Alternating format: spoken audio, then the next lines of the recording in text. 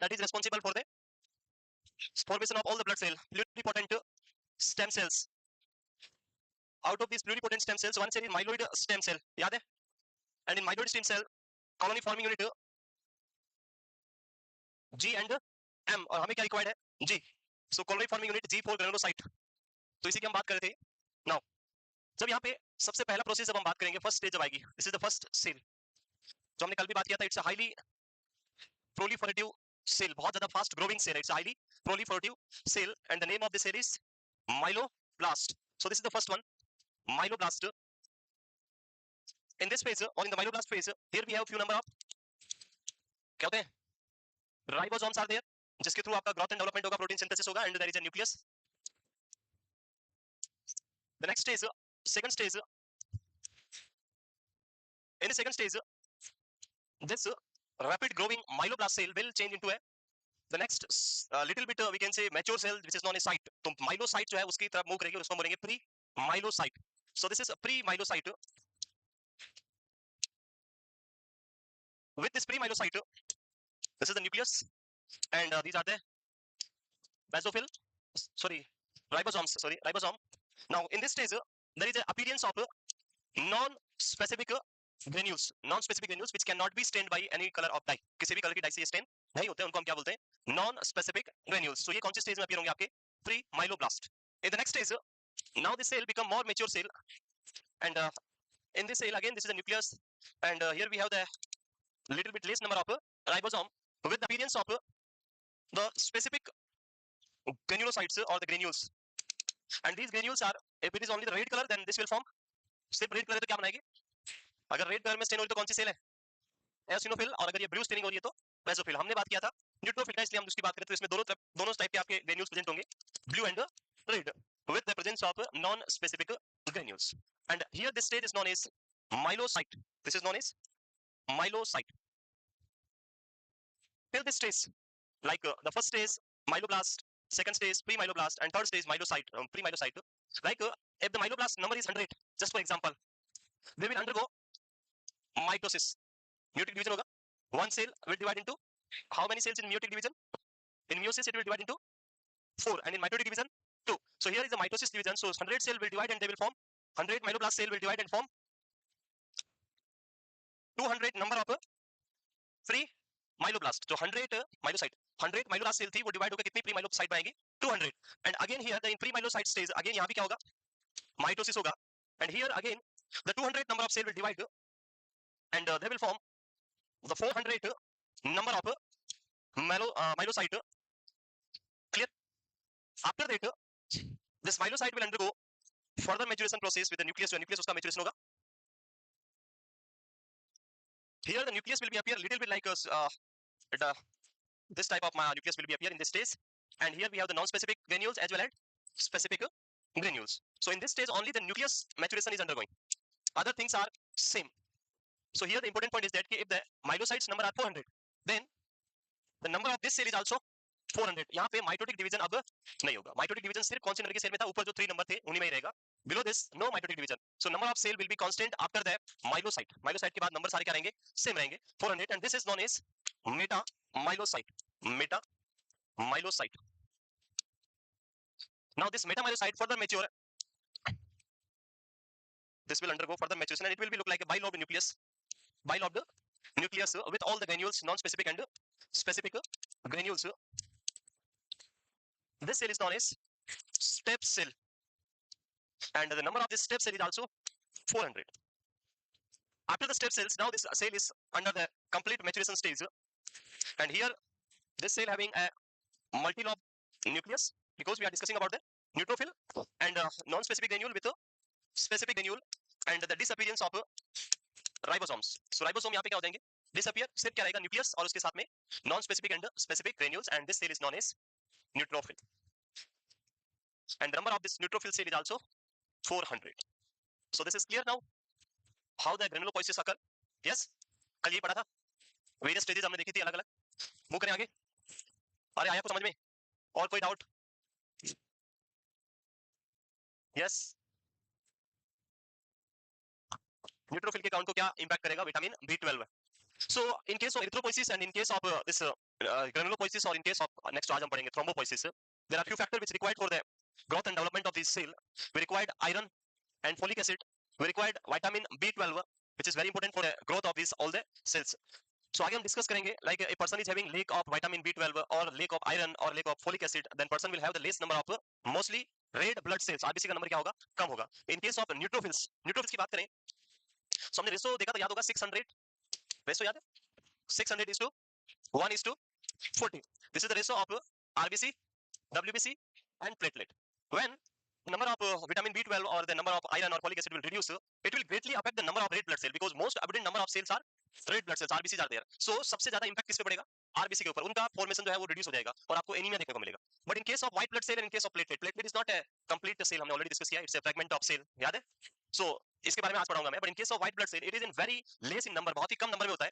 And the lack of vitamin B12 as well as the iron and folic acid will not affect as much as affecting the formation of red blood cell. जब भी RBC formation होगा, उसको growth and development और mature करने के लिए क्या required होगा, जो आपका vitamin B12, iron and folic acid चाहिए, सेम आपको डब्ल्यूबीसी के लिए भी चाहिए और सेम आपको प्लेटलेट के लिए भी चाहिए, सभी को ग्रोथ एंड डेवलपमेंट के लिए. बट जब हम स्टडी करते हैं तो सिर्फ आप देखते हैं कि एनीमिया ही होता है. हम कभी ये नहीं लिखते कि व्हाइट ब्लड सेल का काउंट कम हो गया बिकॉज ऑफ आयरन डेफिशिएंसी. कभी लिखा आपने आयरन डेफिशिएंसी ल्यूकोपीनिया, पढ़ा कभी नहीं? व्हाई? बिकॉज इनके जो नंबर होते हैं वो इससे ज्यादा अफेक्ट नहीं होते, क्योंकि नंबर में बहुत ही कम होता है. तो इसका जो रिक्वायरमेंट है विटामिन B12 का, वो सिर्फ किसके लिए है, मैच्योरेशन, ग्रोथ एंड डेवलपमेंट के लिए है. और वो व्हाइट ब्लड सेल को ज्यादा इंपैक्ट नहीं करता है, सिर्फ मेजर इंपैक्ट किस पे होगा, आरबीसी पे, जो मैं आपको डिटेल में पढ़ाऊंगा जब मैं वेरियस एनीमियाज आपको पढ़ाऊंगा. इस ब्लड सेल्स खत्म होने के बाद आगे हम डिस्कस करेंगे एनीमियाज, तो वहां डिटेल में पढ़ेंगे इन तीनों टाइप के बारे में. विटामिन B12 क्या इंपैक्ट करेगा, आयरन क्या करेगा और फोलिक एसिड क्या इंपैक्ट करेगा. Yes, next.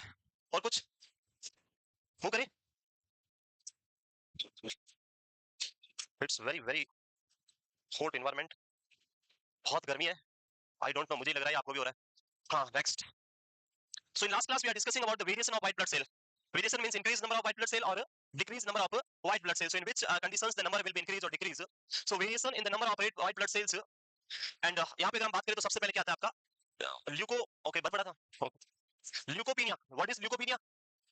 Decrease number of white blood cell, that is known as leukopenia. In white blood cells there are 5 type of white blood cells जो कल हमने पढ़ी थी, याद है? Neutrophil, if the number of neutrophil is reduced, it is known as number of neutrophil is reduced, then it is known as neutropenia. And increased number of neutrophil, increased number of neutrophil is, that is known as neutrophilia, because neutrophil जो आपके numbers of neutrophil बहुत high है, body loves to neutrophil, that's why neutrophilia. It's not neutrocytosis, it's neutrophilia, increased number of neutrophil. The second one is eosinophil. So increased number of eosinophil is eosinophilia, and decreased number of eosinophil is, that is eosinopenia. And the next one is basophil. So again increased number of basophil is basophilia, and decreased number of basophil is basopenia. Next, two cells, the leukocyte and lymphocyte and monocyte. There are two more cells, lymphocyte and monocyte. Increased number of lymphocyte is lymphophilia, lymphophilia. That is known as lymphocytosis. It is very difficult to understand these all concept in our medical science. We have few terms for different same conditions. यहाँ increase हो रहा है तो philia, यहाँ increase हो रहा है तो cytosis, यहाँ कुछ हो रहा है तो और कुछ. So leukocytosis or lymphocytosis, and decreased number of lymphocyte is lymphocytopenia, and the monocyte same, monocytosis and monocytopenia. So decrease कब कब हो सकता है, तो in case of in case of liver cirrhosis, disorder of spleen, and in case of leukocytosis increase number of WBC, infection, allergies, TB, कोई भी infection है, कुछ भी है, fever आ रहा है तो number of WBC क्या हो जाएगा, बढ़ जाएगा. Clear? Yes. Phagocytosis में opsonization, हाँ. So अभी phagocytosis जो है हमने discuss नहीं किया वैसे. We have a complete lecture on phagocytosis in detail. We have a complete lecture on phagocytosis, how the this cell is doing phagocytotic effect in various body organs or body parts. I will discuss in detail various steps, and जो आप steps जो पूछना चाह रहे हो सारी detail में हम आगे पूरा एक लेक्चर है उसमें डिस्कस करेंगे पूरा phagocytosis. लिख लिए. हाँ, नेक्स्ट तो प्लेटलेट WBC खत्म होता है. एक और पॉइंट, फंक्शन ऑफ WBC. आपको बताइए क्या फंक्शन है व्हाइट ब्लड सेल के? द डिफेंस, जिसको हमने phagocytosis जो अभी बात कर रहे हैं वो होता है. और दूसरा, और क्या करता है? अरे टी लिम्फोसाइट क्या करती है? B lymphocyte, sorry not T, B lymphocyte antibody भी तो बनाती है. सो एंटीबॉडी फॉर्मेशन भी कौन करता है? हेल्प करता है व्हाइट ब्लड सेल आपकी. नेक्स्ट, अरे it is not important, platelet is more important. Platelet पा दो जल्दी से, time is already 2:53. We are going very slowly, don't know why. ये इतना टफ टॉपिक है ब्लड है, और ये सबसे इजी वाला चैप्टर है. After nervous system this is the second most easiest chapter in our medical surgical. Pharma is the most easiest subject. लिख लिया, ये पानी से सारा गया, इसमें पानी गया तो सारा गया. ये देखो सब ऑटोमेटिक हो रहा है. It is not working now. पानी गया. Clear? Next function. There are two functions. One is phagocytosis and the antibody formation. I will explain in detail about the phagocytosis as well as I will explain you about the antibody formation, antibodies, antigens in detail later on. जब हम पढ़ेंगे disease condition वहाँ बताऊंगा मैं दोनों के बारे में. अब याद रखिए function क्या है दोनों. Phagocytosis and antibody formation. Clear?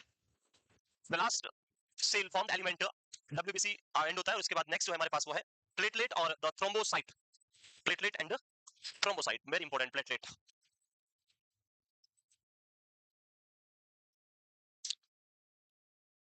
Clear?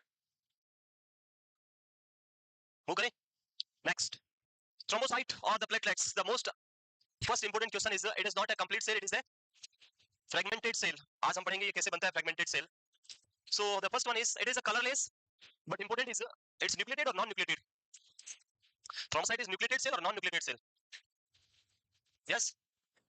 Diameter is 2 to 4 micron. Shape is disc shape. Normal value already हमने लिखा है. Lifespan 8 to 11 days. Platelets are destroyed by phagocytosis in spleen and liver. Destruction का होता है वो. So the platelets are the cell which is colorless as well as the non-nucleated cell. How it is non-nucleated, I will explain you later on when I will discuss about the thrombocytosis. नहीं, thrombopoiesis. Thrombopoiesis हम पढ़ेंगे अभी इसके बाद. तब मैं discuss करूंगा why it is non-nucleated cell. लिख लिया? Platelet complete. Next. Easy है ना platelet छोटा सा. Because it is a very fragment type of cell, that's why it is very small. छोटा सा chapter है platelet का इतना. We'll discuss about the thrombopoiesis, how the platelet is formed. So thrombopoiesis के लिए कौन सा हार्मोन चाहिए आपको? कौन सा हार्मोन चाहिए? लाइक एरिथ्रोसाइट के लिए एरिथ्रोपोइटिन चाहिए, ल्यूकोसाइट के लिए ल्यूकोपोइटिन चाहिए, वैसे ही थ्रोम्बोसाइट के लिए थ्रोम्बोपोइटिन हार्मोन जो हम अभी पढ़ेंगे. मूव करें.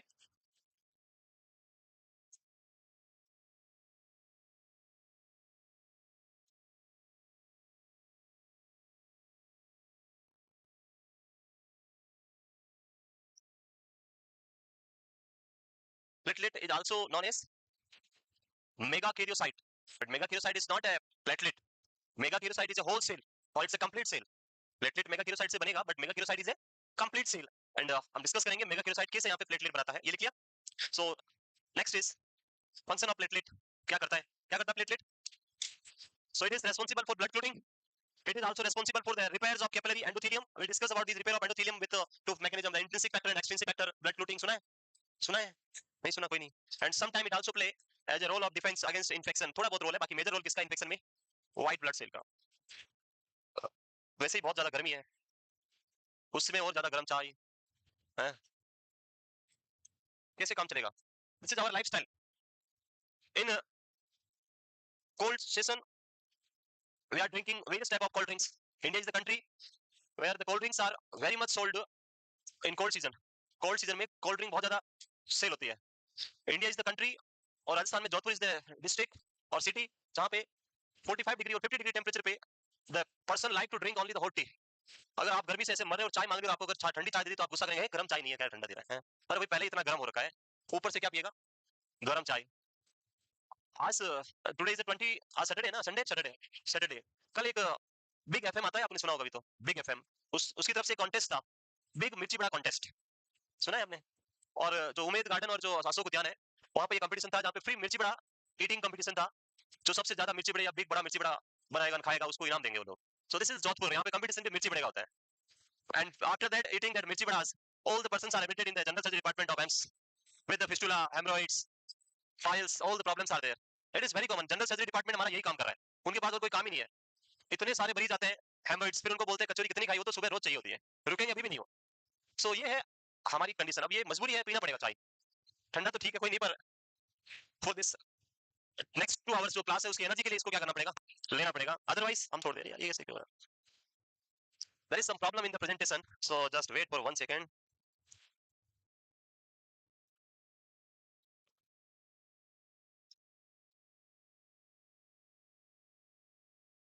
Oh, every slide. Now it is okay. So next is thrombopoietin. अभी बताया था मैंने, what is thrombopoietin? Thrombopoietin is a hormone which is responsible for the production of a platelet. It is the regulator of platelet production and it produced by liver and kidney. In our liver, the sinusoidal capillaries is there and in our kidney it is produced by proximal colloidal tubule PCT. 25 to 40% platelets are stored in spleen for 36 hours before release and released as needed.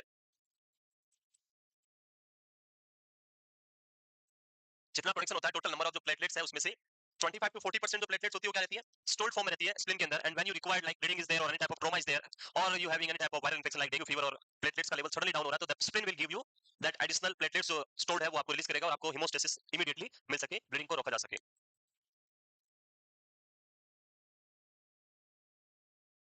Move करें.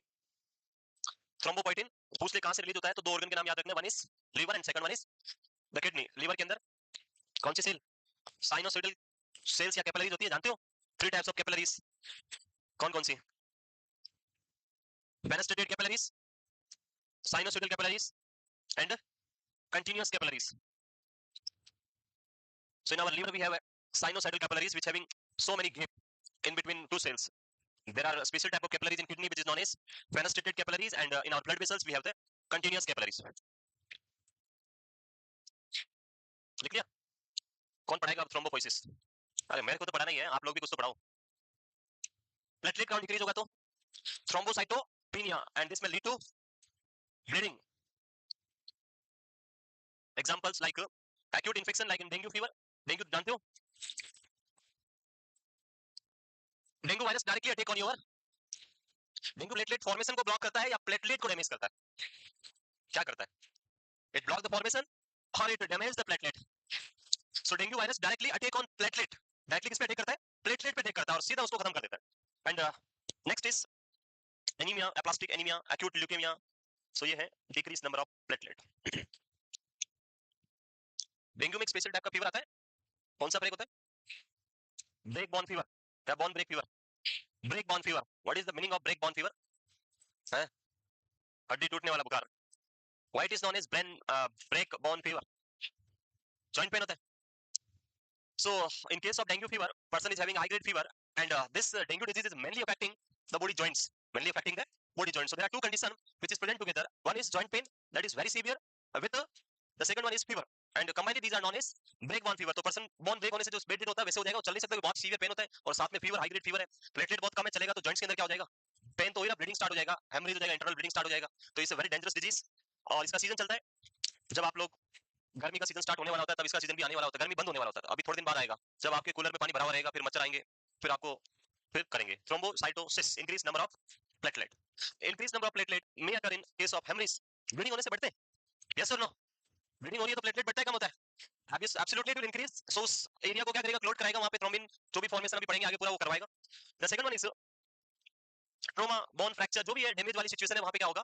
Platelet का count हमेशा increase होगा.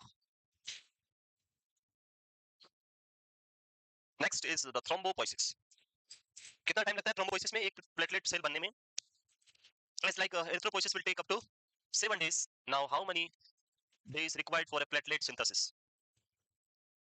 नहीं पता? छुपा रहे हो? The lifespan of platelet is 9 to 8 to 11 days. Approximately 8 to 11 days or in average 10 days. It is also same to the protection time. जितने टाइम में बनता है उतने टाइम तक ये जिंदा रहता है. बहुत are equal. So it will require 10 days to form a platelet. 10 दिन में मर जाता है, 10 दिन में बनता है. इतनी इसकी लाइफ स्पैन है. बनता भी 10 दिन में है और 10 दिन बाद कोई फायदा नहीं मिलता आपको. इतने दिन जितने बनाने में लगे उतने दिन काम करके मर भी गया. थोड़े दिन ज्यादा काम करता कुछ फायदा मिलता. So next the most important process that is thrombopoiesis. It will require 10 days to complete whole process. और इसमें कुछ लिखा है? हाँ वेरी गुड, कुछ तो लिखा है. थ्रोम्बोपोइटिन तो पढ़ लिया हमने. Thrombopoietin hormone is stimulate the thrombopoiesis. बाकी कुछ नहीं लिखा है. आ जाओ फिर इधर. क्या पढ़ेंगे हम? थ्रोम्बोपोइसिस. और जब व्हाइट स्क्रीन आ जाए और मैं लिखना स्टार्ट कर दूं तो आपको क्या करना है? बंद कर देना. वेरी गुड, समझदार तो हो गए आप. Thrombopoiesis stimulated by which hormone? Thrombopoietin hormone, जो हमने ऑलरेडी लिखा है. नाउ सेम हमारे पास सबसे पहले क्या है? प्लूरिपोटेंट स्टेम सेल है कि नहीं है? This pluripotent stem cell divide into two types. One is myeloid stem cell. This myeloid stem cell further undergo and this will form which one? Colony forming unit EM, erythropoiesis and megakaryocyte and megakaryocyte. So हमें कौन सा चाहिए? Colony forming unit M and this M is for megakaryocyte. This is for megakaryocyte. So now we discuss how the colony forming unit M form the megakaryocyte, and then how megakaryocyte will form the platelet.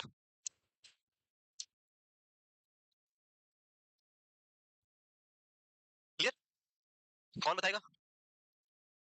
मैं पढ़ के नहीं आया हूँ. Now, this is the first one, colony forming unit CFUM. When you required platelet synthesis, this colony forming unit M will be stimulated by the colony forming unit is stimulated by a specific enzyme which is known as colony stimulating hormone. Colony stimulating hormone, and it will form a specialized type of cell. This is the special type of cell, and in this type of cell there is a large size. This is a nucleus, and here we have the which one? Ribosome. Very good. Ribosome are there. Ribosome क्यों required है? Because this cell is undergo for the growth and development. This first stage of the cell formation is known as क्या बोलेंगे इसको? क्या बोलेंगे? नहीं पता. Mega karyoblast. Always remember the fast growing cell is known as immature fast growing cell is blast, not site. So this first cell is the mega karyoblast. At this stage, the size of the cell is approximately nearby 30 micron. 30 micron. The size of the cell is 30 micron. Next. In the next stage, in the growth and development of this cell will undergo further dividation process, further maturation process, and the cell will be more larger compared to the first one. With this is the nucleus and presence of cytoplasm, this ribosomes. This cell is known as pre-mega karyocyte. Very good. Now you are understand the concept how to remember these things. है? बाकी मैं कोई computer तो हूँ नहीं. समझ रहे हो कुछ? कैसे याद होता है? So next cell, it is more okay. Size नहीं लिखा इधर हमने. So this is cell which having 30 micron size. This cell is 1.5 times larger than the first cell, so it will be the size is approximately 45 micron. Now the next cell which is continuously increasing in the size, and this will be more larger in the size. Why the cell size is continuously increasing? Why cell size is continuously increasing? Because it is a mega cell. Mega means बहुत बड़ा. नाम ही क्या? Mega karyocyte. Mega means बड़ा. बड़ा ही तो करना है cell को, इसलिए तो मेगा नाम रखा इसका. So it's a cell pre megakaryocyte means which is the present just before megacyte. तो ये क्या होगा? मेगा कैरियोसाइट के पहले वाली. तो ये कौन सी होगी? Megakaryocyte. And it is the cell which is present just before pre just after pre megakaryocyte. This is the ultimate cell जो हमें बनानी थी, and the size of this cell is approximately near by 50 to 70 micron. Now the real concept is why the cell size is continuously increasing, because platelets are not a single cell. Platelets are the fragment of a cell. And when you are breaking a cell in small pieces, if it is large in size, it will form more number of platelet. If it is small in size, it will form less number of platelet. अगर छोटा piece है उसके टुकड़े करोगे तो कम बनेगा, बड़ा piece है उसके टुकड़े करोगे तो क्या होगा? ज्यादा बनेंगे. So megakaryocyte now break in small pieces. Fragmented part of megakaryocyte is known as platelet. So in the next stage, this large size of megakaryocyte will break in multiple small parts. And when this cell is breaking in multiple small part, the nucleus will not involve in this fragment. Nucleus यही रहेगा, वो break नहीं होगा. And that's why this platelet is a non-nucleated cell. Platelet क्यों non-nucleated है? यहाँ तक nucleus present था, but यहाँ पे क्यों नहीं है? क्योंकि इसके छोटे-छोटे pieces हैं और nucleus break नहीं होगा. So these are the fragment of megakaryocyte which is known as platelet. So this is the thrombocyte or the platelet. Clear? If somebody asks you one megakaryocyte will form how many platelets? एक megakaryocyte से कितनी platelet बनेगी? 10, 15, 20. So this one megakaryocyte will form 6,000 platelets. One megakaryocyte will form the 6,000 number of platelets, approximately nearby 6,000. 6,000 cell बनेगी एक megakaryocyte से. So this is the whole process of thrombopoiesis. बना लिया? नहीं बनाया?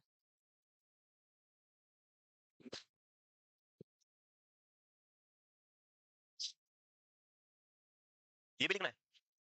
ये तो वही है पुराना वाला ही. Yes, yes. Platelet size. One platelet size is 3 to 4 micron. और this size is 50 to 70 micron. यही पूछ रहे हो तो 6,000 कैसे बनेगा? हाँ. So this is the like हमने बात किया था जब RBC हमने बात किया तो reticulocytes याद है? The reticulocyte will enter into the circulation, and after entering in the circulation they will undergo for maturation process, and then it will convert into erythrocytes. As like same, when this megakaryocytes break into the platelet, it is not a mature platelets. After breaking it will undergo a continuous maturation process. That's why the size of the platelet is 3 to 4 micron. So ये break होने के बाद कुछ 1 hour 2 hour और 6 hour जो भी one day timing क्या होगा, मेच्योर करके अपनी साइज को क्या करेगा, इंक्रीज करेगा. So इसका साइज बढ़ा रहेगा. क्लियर है? So this is the thrombopoiesis process, and this is the platelet जो कंप्लीट होता है यहाँ पे. Now the most important thing which is hemostasis. लिख लिया? अच्छा अभी ऊपर करना है.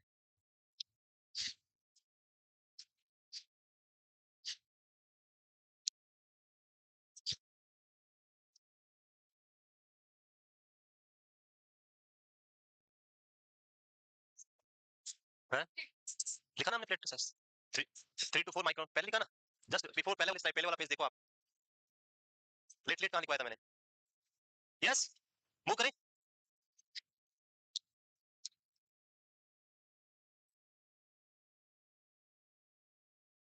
The next is the hemostasis, which is very important chapter.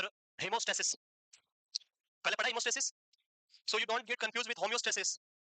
Both are similar terms but different meaning. One is hemostasis and second one is homeostasis. What is homeostasis? What is homeostasis? नहीं पता? क्या करें अब? Hemostasis and homeostasis दो word सुना ही नहीं आपने कभी? क्या होता है homeostasis? क्या होता है?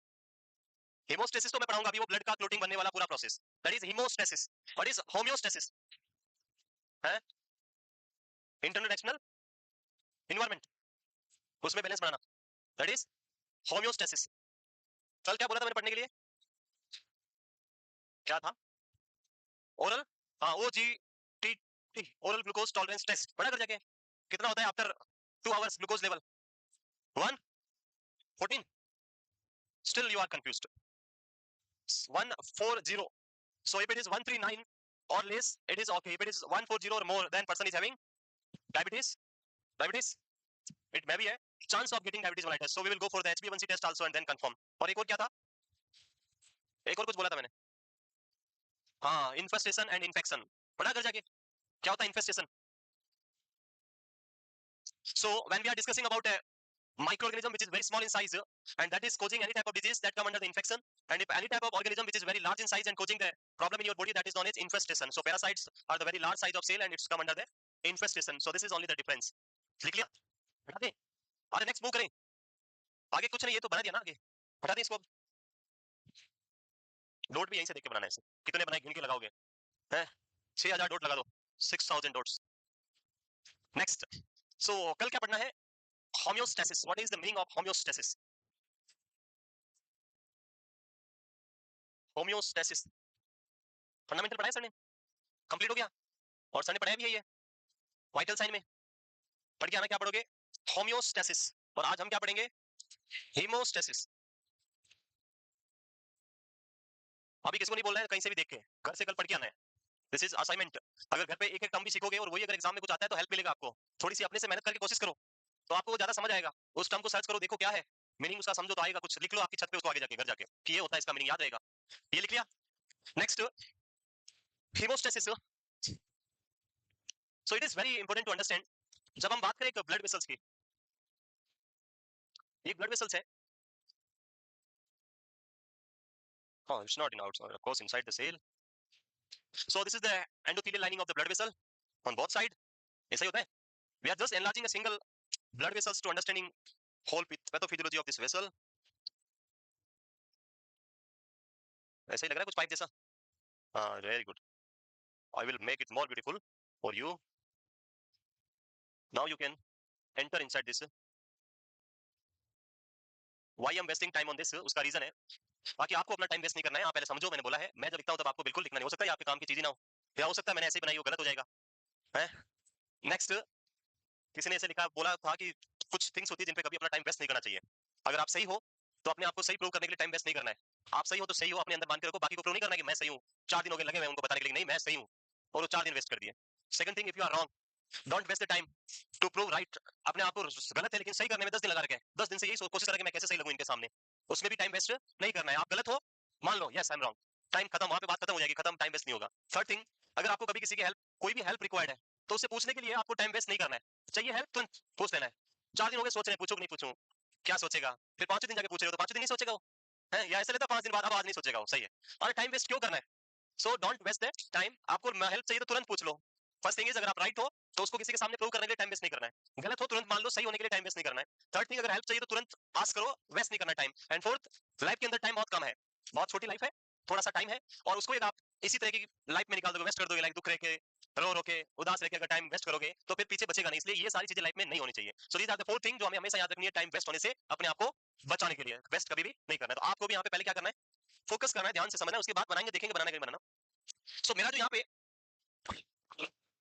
पे कॉन्सेप्ट है आपको जो समझाने के लिए मैं बात कर रहा हूँ, in our blood there are so many types of molecules present होते हैं। Like these blue are the cells, these green are something else, and these molecules are something else. Various type of molecules are present in our blood. Yes or no? And when this blood is moving, when this blood is moving from this vessel to this direction, ये इधर से इधर जब move कर रहा है, so blood is continuously moving in your vessel. ये कभी भी कहीं पे भी स्टक नहीं होता है, क्लॉट नहीं होता है, कंटिन्यूसली मूव करता रहता है. But due to any reason, if this vessel or this blood structure, this blood vascular structure is damaged, like this part, यहाँ से क्या हो गई है, डैमेज हो गई है. Suddenly this whole molecule start doing something, पता नहीं क्या करते हैं वो, हमें पता नहीं, अभी पढ़ेंगे, पर कुछ करते हैं.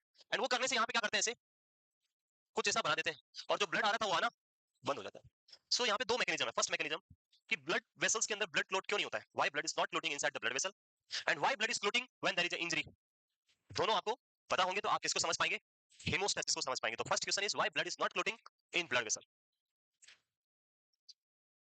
ब्लड क्लॉटिंग के लिए कौन चाहिए प्राइमरली, कौन चाहिए ब्लड क्लॉटिंग के लिए, कौन चाहिए. सो हमें प्लेटलेट चाहिए, कैल्शियम चाहिए, विटामिन के चाहिए, क्लॉटिंग फैक्टर्स चाहिए, सब चाहिए. ये सारे ब्लड में अंदर है या नहीं है, फिर ब्लड क्लॉट क्यों नहीं हो रहा है, ये सब चाहिए. इंजरी भी चाहिए. सो वो तो इंजरी के बाद तो ये दूसरा पॉइंट आ जाएगा कि ब्लड क्लॉट कैसे होता है इंजरी के बाद, वो बात की बात. हम ये पढ़ रहे हैं कि क्यों नहीं होता है, तो उसका रीजन हम डिस्कस कर रहे हैं. तो देखें, these are the endothelial cell which is very intelligent type of cell. ये बहुत intelligent type of cell है. These cells are producing few specific type of enzymes like NO, it's not a nursing officer, और PGE1, सुना है, E1, prostaglandin E1. These are the specific type of chemical which is produced by our endothelial lining of the blood vessels. This NO मतलब nitric oxide and PGE prostaglandin E1, ये जो molecules है क्या करते हैं ऐसा. तो हम अगर बात करें तो पहला these are the relaxing factor, इनको हम क्या बोलते हैं, relaxing factor. relaxing means blood vessels को क्या करवाते हैं, रिलैक्स कराएंगे. when blood vessels is relaxed then it will be dilated or it will be constricted. dilated, so blood vessels dilated रहेगी, फर्स्ट कॉन्सेप्ट. एंड जब डायलेशन रहेगा तो अंदर जाने के लिए जगह रहेगा. ब्लड वेसल चिपका हुआ है तो क्या ब्लड मूव कर सकता है, नहीं करेगा तो वहीं स्टक हो जाएगा, प्रॉब्लम हो जाएगी. So this is the first thing. these things are nitric oxide and the PGE1 are the relaxing factor which will dilate the blood vessel. Second thing, in these all blood cells the most important cell is platelet. Like this is the platelet. The platelet which is present in our circulation, all platelets are inactivated form. platelet किस form में होती है, inactivated form में होती है. and they are only activated when these cells will produce something special chemical, जो हम अभी पढ़ेंगे. these cell, the platelet cells are only activated when these special endothelial cell will produce a chemical. अभी मैं उसका नाम नहीं लिख रहा हूं क्योंकि वो हम सेकंड में पढ़ेंगे, अभी आप कंफ्यूज नहीं होना है. याद इतना रखो कि एंडोथेलियल सेल्स क्या रिलीज करेगी, एक स्पेशल केमिकल रिलीज करेगी. That chemical act on the platelet and stimulate them.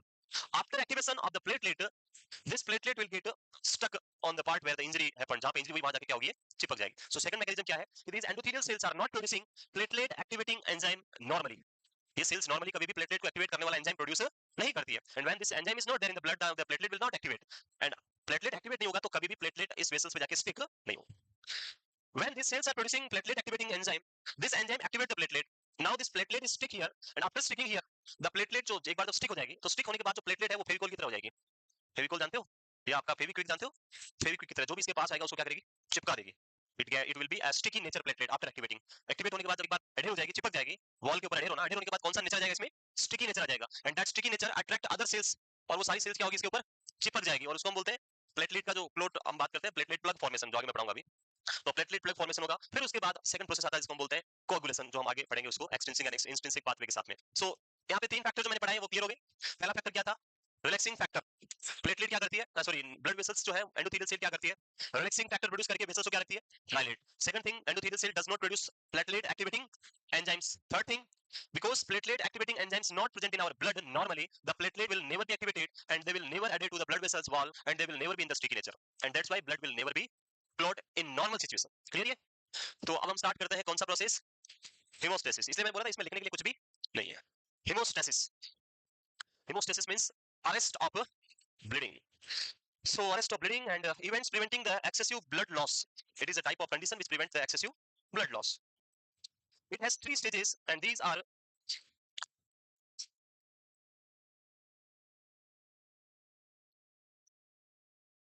लिख लिया, वो कर दें.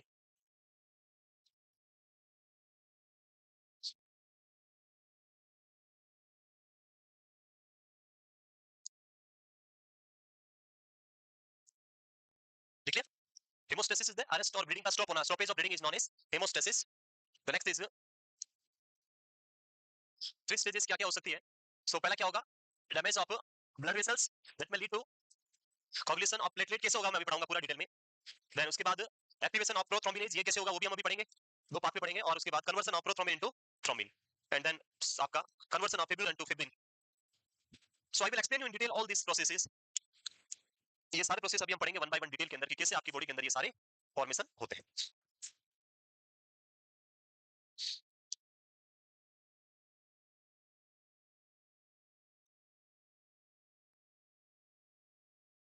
Because of the preparation of this foundation day celebration, आज आपका मॉडल पेपर नहीं था। यस, मॉडल पेपर जो है वो नेक्स्ट संडे को कंडक्ट होगा। मॉर्निंग में यहाँ पे वो कुछ नाच गान कर रहे थे, कुछ तो कर रहे थे, पता नहीं क्या कर रहे थे। और इसी वजह से मुझे बोला गया कि इस बार हम टेस्ट कराने में असमर्थ हैं, आपको जगह प्रोवाइड नहीं कर पाएंगे, तो इसलिए आपका टेस्ट जो है वो पोस्टपोन किया गया है नेक्स्ट संडे को। So we will conduct the test on 30th of June, last day होगा जून का, उस दिन हम कंडक्ट करेंगे। और उससे पहले आपका एक टेस्ट पेपर होगा ट्यूसडे पेपर, वो होगा, वो पोस्टपोन नहीं होगा, डोंट वरी। तो आप ट्यूसडे के पेपर के लिए पढ़ के आए। ब्लड मैंने बोला था वही आपको दूंगा मैं, और कुछ नहीं देंगे। ब्लड और उसके साथ में कम्युनिटी, दो ही सब्जेक्ट पढ़ाए इस वीक में। सो community health nursing and blood, दोनों के मिला के 100 क्वेश्चन और 100 मार्क्स आपके आ जाएंगे। आई थिंक ये ऐसा चैप्टर होगा, दोनों चैप्टर जिसमें आप 100 से 100 नंबर ला सकते हो, क्योंकि दोनों चैप्टर बहुत इजी वाले हैं और अभी तक कुछ टिपिकल पढ़ाया भी नहीं है। कम्युनिटी भी इजी सा है और ये भी इजी सा टॉपिक है, तो आप दोनों को पढ़ के आएंगे अच्छे से। कल तो मंडे है, कल भी एक और क्लास हो जाएगी, फिर ट्यूसडे को पेपर होगा। लिख ले next, haemostasis process. So this process जो अभी हमने बात किया था, थ्री स्टेजेस जो हम बात कर रहे थे, these are the three process जो हम बात करेंगे one by one. The first one is the vascular spasm. Normally blood vessel is dilated और blood vessel is constricted. Blood vessel is dilated with the help of nitric oxide and prostaglandin E1। लेकिन यहाँ पे जो हम पढ़ेंगे अभी तीन process पढ़ेंगे। One is the vascular spasm, second one is the platelet plug formation, and third one is the blood clotting और we can say coagulation. Vascular spasm, vascular spasm को आप चाहे तो अदर वर्ड में और क्या बोल सकते हैं? Vasoconstriction. So it is very important और नॉट इंपॉर्टेंट है नहीं ब्लड वेसल्स का कॉन्स्ट्रिक्ट होना? When a vessel is damaged, it will undergo for the vasoconstriction, and due to the effect of vasoconstriction, the damaged area will have less amount of blood and it will decrease the blood loss. आपका blood loss क्या होगा? Decrease हो जाएगा because of the vasoconstriction. After vasoconstriction, the second thing, platelet plug formation. जो platelet है वो अपना action start करेगी और plug बनाएगी, and after plug formation, the main process जो blood vessels को repair करेगा या coagulation कराएगा वो होगा आपका वो है blood clotting. So सबसे पहले कौन पढ़ाएगा? vasoconstriction कौन बताएगा? कैसे vessels constrict होती है? कोई नहीं बताएगा। कौन से secretions जो है vessels को constrict करेंगे? कोई नहीं बताएगा। vasoconstriction कौन करता है blood vessels में? कौन सी structure? Which structure cause vasoconstriction in blood vessel? ये भी नहीं पता है। क्या पता है? अरे टूनी का मीडिया तो बहुत डिटेल डीप में है, इतना डीप। पहले ऊपर वाली जो मैं पूछ रहा हूँ, द स्मूथ मसल्स जो होती है ब्लड वेसल्स में, नहीं होती है वो ऐसे कॉन्स्ट्रिक्ट होती है, उससे वेसल्स भी क्या हो जाती है? कॉन्स्ट्रिक्ट। अब स्मूथ मसल्स को कौन करता है वो हमें पढ़ना है। कौन सा केमिकल आएगा जो स्मूथ मसल्स को एक्टिवेट करेगा, फिर वो कॉन्स्ट्रिक्ट होगी, फिर ब्लीडिंग रुकेगी। सो आज तो मैं पढ़ा रहा हूँ, कोई बात नहीं, कल मैं नहीं पढ़ाऊंगा। कल आपको क्या करना है? पढ़ के आना, ठीक है? सबसे पहले लिखो आप वास्कुलर स्पाज्म और वैसोकॉन्स्ट्रिक्शन। वास्कुलर स्पाज्म और वैसोकॉन्स्ट्रिक्शन। सो जब भी इंजरी होगा, खाली का व्हेन आर्टरीज और arterioles are damaged, the smooth muscles, कौन सी muscle? Smooth muscle in their wall contract immediately called vascular spasm. Whenever a blood vessel is damaged, just after damage, the blood vessels will undergo a vasoconstriction because of the constriction in smooth muscle, and this process is known as vascular spasm. The responsible product or chemicals which cause vasoconstriction are the serotonin and a very important thromboxane. सुना है? Thromboxane and serotonin, which is produced by activated platelets. So the spasm is probably caused by thromboxane and the serotonin released from activated platelet and by reflexes initiated by pain receptor. So दो process यहाँ पे, पहला spasm होने का reason कौन कौन सी वजह से होता है? मसल्स जो स्पाज्म हो रहा है वो, पहला activated platelet will release two chemical, one is thromboxane and second one is serotonin, as well as pain receptor will also stimulated and they will also cause vasoconstriction by muscle spasm. So इन दोनों की वजह से आपकी vessels क्या हो गई है? Constrict हो गई है, नेरो हो गई है। यस, ये हो गया पहला प्रोसेस।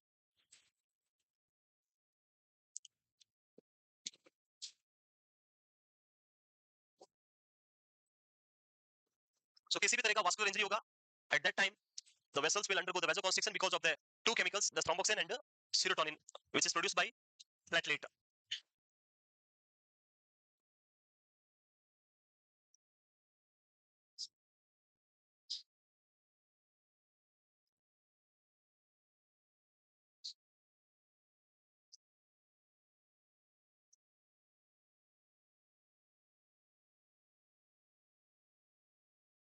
लिख लिया?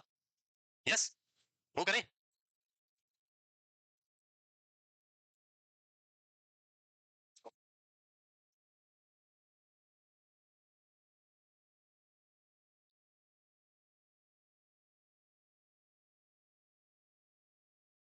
So this is the first process, vasculospasm.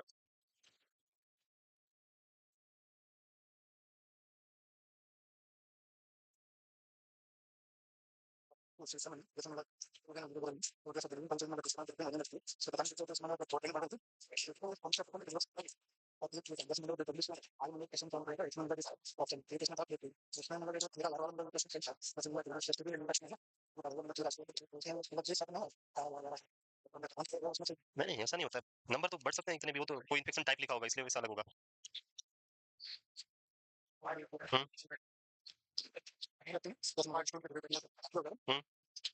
देखो ये बिलिरुबिन बन गया, ये बिलिरुबिन ब्लड में मिक्स होगा, ब्लड जाएगा, जो ब्लड किडनी के पास जाएगा और किडनी फिल्टर करके यूरिन में मिलाएगी, वो यूरोबिलिन बनेगा, और जो ब्लड जेआईटी में जाएगा लीवर के पास, लीवर उसको फिल्टर करके जो इसमें मिलाएगा स्टूल में, उसको बोलेंगे स्ट्रकोबिलिन।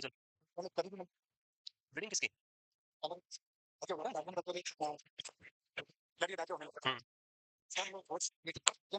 ओ नहीं, वो इसकी वजह से नहीं हो रहा ब्लीडिंग, ब्लीडिंग डायरिया होना वो तो आपके जो जेआईटी का फ्लोरा है, बैक्टीरियल फ्लोरा है, वो उसको डैमेज करके ब्लीडिंग करवाएगा, वो उसका रीजन अलग है, वो इससे रिलेटेड नहीं है ब्लीडिंग डायरिया, तो वो इससे रिलेटेड नहीं है। जैसे हमने एक डिजीज पढ़ा था that is pseudo membranes colitis, वहां पे तो वो बैक्टीरिया डैमेज करके ब्लीडिंग कराता है, इसमें नहीं, इसका नहीं है। Next, the next second process is platelet plug formation. Nucleus नहीं होगा, न्यूक्लियस ऐसे रहेगा, only the peripheral part, nucleus नहीं जाएगा इसमें, it is non nucleated cell, जो साइटो जो साइड सेल का जो एक्सटर्नल पार्ट है वो डिवाइड होकर बनेगा, ओनली न्यूक्लियस नहीं होगा, न्यूक्लियस फिर से इस प्रोसेस में वापस जाके अगली सेल में काम आ जाएगा। Okay, the next one is the platelet plug formation. Platelet जो है वो कैसे प्लग फॉर्मेशन करेगी? सो फर्स्ट थिंग, इंजरी होगा, जैसे इंजरी होगा initially the platelets contact and stick to part of a damaged blood vessel such as collagen fiber of the connective tissue underlying the damaged endothelial cells. So क्या होगा देखें, this is the blood vessel and at this part this blood vessel is damaged. When this part of the blood vessel is damaged, the endothelial cell of this part, the endothelial cell of this part start producing a specific chemical which is known as platelet activating enzyme. This platelet activating enzyme activate the platelets which present nearby to this area. इसके आसपास में जो भी platelet होगी उनको क्या करेगा, activate करेगा, एंड दिस प्लेटलेट स्टक यहाँ पे क्या होगी, चिपक जाएगी, दे विल स्टक हियर, चिपक जाएगी ऐसे, यहाँ पे आके एडेर हो गई। So this is the first process, ये होता है आपका पहला प्रोसेस जिसको हम फर्स्ट कंडीशन बोलते हैं प्लेटलेट प्लग फॉर्मेशन में, जो हमने यहाँ लिखा पहला। सबसे पहले क्या होगा, platelet contact and stick to part of damage blood vessel such as जो कोलेजन फाइबर है या एंडोथेलियल लाइनिंग है उस पे क्या हो जाएंगे, बाइंड हो जाएगी, स्टक हो जाएगी, स्टिक हो जाएगी। The next thing, this process is called platelet adhesion. What is platelet adhesion? तो आंसर क्या होगा, just after damage to a blood vessels, platelet is activated by that collagen fiber or that endothelial cells, and platelet will adhere to that part, damaged part, उसी को हम क्या बोलते हैं, the platelet adhesion. So सबसे पहले क्या होता है, पहला प्रोसेस क्या होता है, तो आंसर है प्लेटलेट प्लग फॉर्मेशन में प्लेटलेट एडिशन।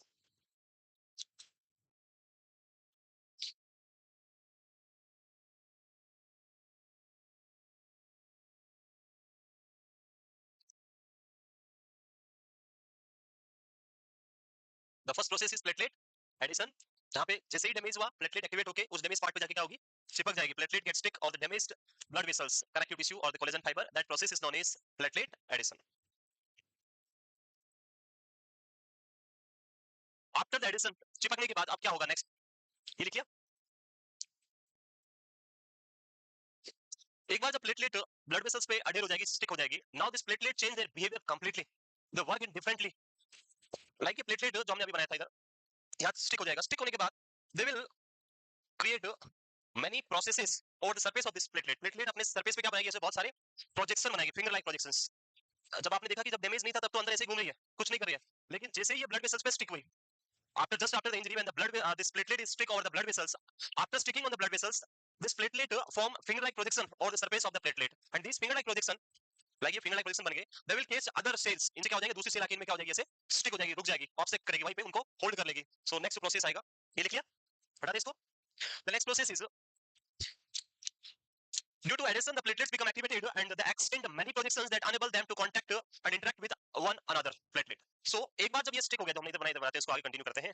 सो ये प्लेटलेट यहाँ पे स्टिक हो गई, after sticking here this platelet form many projections, and these projection, जो ये प्रोजेक्शन बने, इन पे क्या होगी, other platelets like this is activated group of platelet, this is inactivated group of platelet. So when this platelet came to contact with these projections, they will also activated, this projection will help you to activate the non activated platelets, बना दिए लंबे लंबे projections, और उन पे जैसे कोई दूसरी प्लेटलेट टच होगी वो क्या हो जाएगी, एक्टिवेट हो जाएगी। So this is the next second process, activation of other platelets. So the extend many projections that enable them to contact and interact with one another platelet, this phase is called the platelet release reaction। ये किसका reaction है, platelet का projection से release reaction, another platelet लिख सकते हैं यहाँ पे, platelet.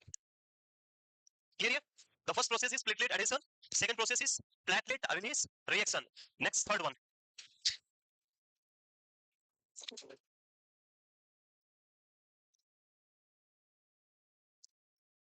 So don't waste the time, अपना टाइम वेस्ट नहीं करना, कहीं भी डाउट हो तो तुरंत पूछ लेना, अभी बताया था मैंने, जहां भी आपको क्या लगे डाउट तो तुरंत पूछ लेना है, 2-4 दिन तक सोचना नहीं है, 4 दिन तक सोच के फिर 5 दिन पूछोगे सर आज पूछ लेते हैं, फिर बाद में 5 दिन में बताऊंगा भी नहीं, तो और ज्यादा लंबा आपका गेप हो जाएगा।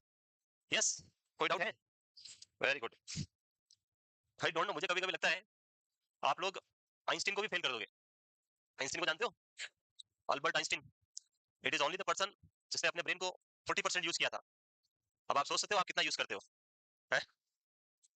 If you are using your brain more than 40%, then your IQ will be more than the Einstein. So आप कितना यूज करते हो ब्रेन को, देख लो आप। Albert Einstein is only the person जिसका IQ था जीनियस में more than 140, that is come under genius. If genius person is using only 40% brain, then we are the very average person. हम तो क्या है, एवरेज है, तो हमारा ब्रेन कितना यूज हुआ बताओ? नहीं, हमने सर बहुत यूज किया सर, इंस्टाग्राम फेसबुक और इतना खराब कर दिया, पूरा यूज हो गया सर। नेक्स्ट लिखे आगे, next third process, when multiple platelets are activated they will get stuck over one by one, एक एक दूसरे पे क्या हो जाएगी, चिपकती जाएगी, जहां डैमेज पार्ट है वहां पे एक्टिवेटेड प्लेटलेट क्या हो जाएगी, ऐसे चिपक जाएगी। So the release of ADP that is adenosine diphosphate makes other platelet in the area sticky. Very good. जो हमने यहाँ बनाया था देखो, यहाँ पे इधर आओ, पहले उधर नहीं जाना है। एक तो हमने क्या देखा, this projection are activating other platelets. Second thing, these activated platelets also producing as secretions, and this secretion is known as ADP, that is adenosine diphosphate, and this ADP is a Fevicol for this platelet or the Fevikwik for this platelet. ये इसको क्या बना रहा है, sticky nature में बना रहा है, स्टिकी नेचर के लिए जो लिक्विड चाहिए वो लिक्विड क्या है, ADP है। So this ADP is produced by this activated platelet, so the other platelet would easily stick over the previous platelet, activated platelet. So ये होगा next process में, stickiness of the platelet cause them to adhere to the activated platelets, दूसरी platelet आके चिपक गई सारी, और अभी क्या बन गया आपका ये next process, the gathering of the platelet is called platelet aggregation. So these are the three process combinedly form the plug formation. ये तीनों मिलकर क्या बनाते हैं, प्लग फॉर्मेशन। पहला क्या था, platelet adhesion, second is platelet release reaction, third one is platelet aggregation, and combinedly these three processes form a plug which is known as platelet plug. This plug formation is a temporary stoppage of bleeding. Blood को temporary stop करने का process है ये, it is not a permanent method. For permanent stopping of the blood you required A next process है अपना blood clotting process, इसको हम blood cognition बोलते हैं, फिब्रिन नेटवर्क आपको चाहिए। सो अगला प्रोसेस पढ़ते हैं, थर्ड वन, वो है ब्लड कॉग्निशन और क्लॉटिंग। आई थिंक क्लॉटिंग तो आपको आता है, वो तो नहीं पढ़ा है, आता ही नहीं आता है, वो भी नहीं आता है, वो भी पढ़ाना पड़ेगा। कभी ऐसा बोलोगे सर ये रहने दो आज सर, बस ये हम ही पढ़ेंगे सर, क्या पढ़ोगे आप बताओ?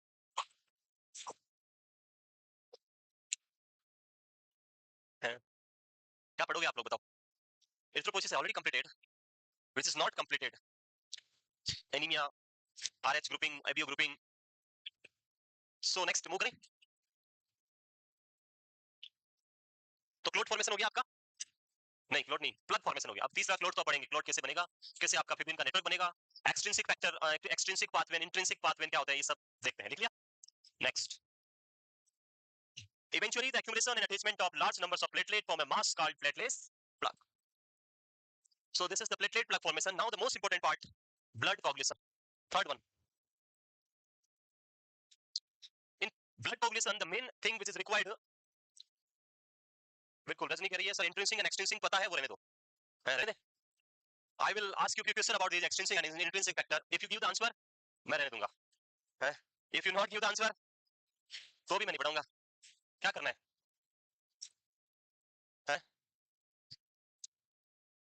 इंट्रिंसिक एंड एक्सट्रिंसिक पाथवे के बारे में कुछ तो आपको कुछ जानते हो, थोड़ा बहुत नहीं जानते हो, सुना है नाम पहले?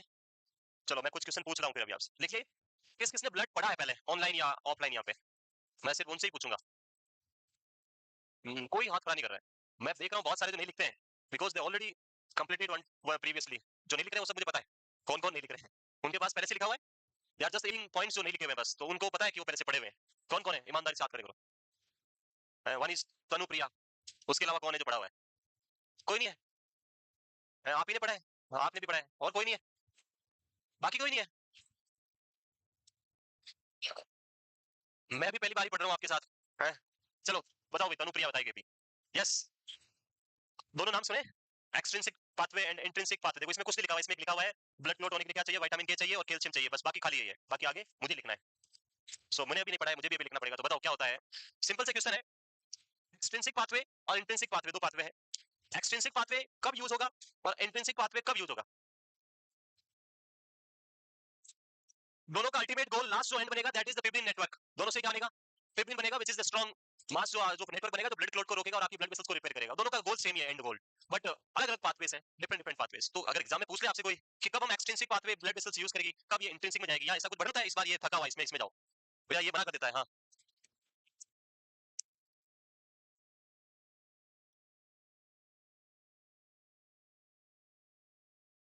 ओके, एक ब्लड वेसल्स के बाहर और एक ब्लड वेसल के अंदर, ऐसा ही कहना चाह रहे हो? यस। और कुछ? यस। इंटरनल नहीं, वो प्रोसेस फास्ट और स्लो नहीं, I am just asking when the intrinsic pathway is used and when the extrinsic pathway is used. Internal organs are damaged like liver, kidney, these are damaged, then intrinsic pathway is used, and external means only the skin. When skin is damaged, then extrinsic pathway is used. Okay, ऐसे आप भी ऐसा ही कहना चाह रहे थे। और कुछ? यस। हाँ, तनु ने तो अभी कुछ बताया, बताओ भैया, आपने तो पढ़ा है पहले, नहीं बताओगे? हाँ बताओ, हिमांशु बताओ। वो तो यही सेम हो गया, इसको इधर से उधर करके उधर घुमा फिरा के वही बोलना है तो है। यस नहीं। So before you change my concept, I will tell you the real concept. Online वाले तो कहां बताएंगे, बताओ भाई, कौन रजनी क्या बोल रही है? सर पढ़ा है इसमें, अलग अलग क्लॉटिंग फैक्टर आके ब्लीडिंग रोकते हैं, like thromboplastin, calcium, fibrinogens. Very good, इतना डिटेल में आपको पता है। सो एक्सट्रिंसिक और इंट्रिंसिक क्या है देखो भाई, हाँ इसी में हम पढ़ लेते हैं।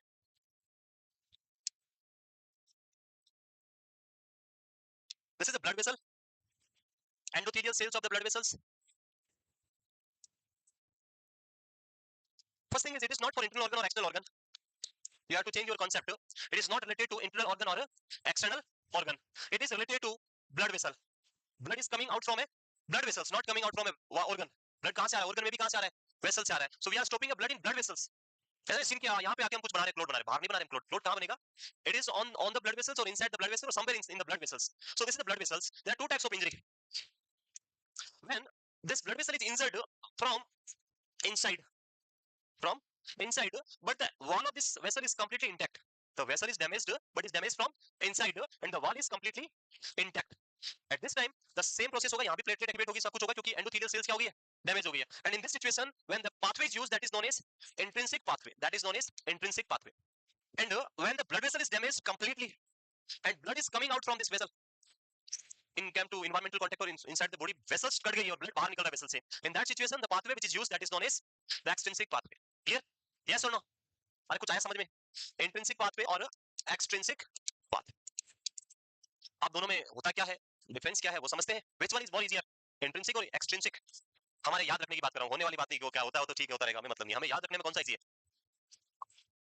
सो extrinsic pathway is having less step compared to the intrinsic pathway, intrinsic having more steps compared to extrinsic pathway. तो सबसे पहले पढ़ते हैं जो इजी है, फिर उसके बाद पढ़ेंगे डिफिकल्ट। पहले इसमें क्या लिखा हुआ लिख लो आप लोग, एक लाइन लिखी हुई कुछ, आई थिंक क्या लिखा है देख लो, ये प्लेटलेट प्लग फॉर्मेशन, ये बस। विटामिन के and calcium is essential for floating.